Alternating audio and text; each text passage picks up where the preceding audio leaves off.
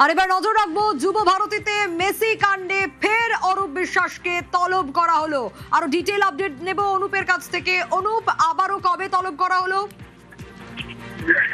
Messi কাণ্ডে ইতিমধ্যে প্রাক্তন ক্রীড়ামন্ত্রী অরূপ বিশ্বাস তাকে তলব করা বিধানসভা পুলিশের পক্ষ থেকে সাউথ থানায় বলা হচ্ছে যে 12ই তলব করা হচ্ছে। বলা হচ্ছে মেসি কাণ্ডে তাকে জিজ্ঞাসাবাদ করা হবে এবং সরাসরি হাজিরা দেওয়ার কথা বলা হচ্ছে। তার কারণ এই মেসি কাণ্ডে এর আগে তাকে 5ই জুনের মধ্যে ডাকা হয়েছিল, তিনি অসুস্থতার কারণ দেখিয়েছিলেন। কিন্তু এবারে দেখা গেল বিধাননগর পুলিশের সাউথ থানা পুলিশের পক্ষ থেকে আবার তাকে তলব করানো বলো 8ই জুনের মধ্যে দুপুর ঠিক 12টার মধ্যে তাকে উপস্থিত হবে, না হলে তার বিরুদ্ধে কড়া পদক্ষেপ নেবে।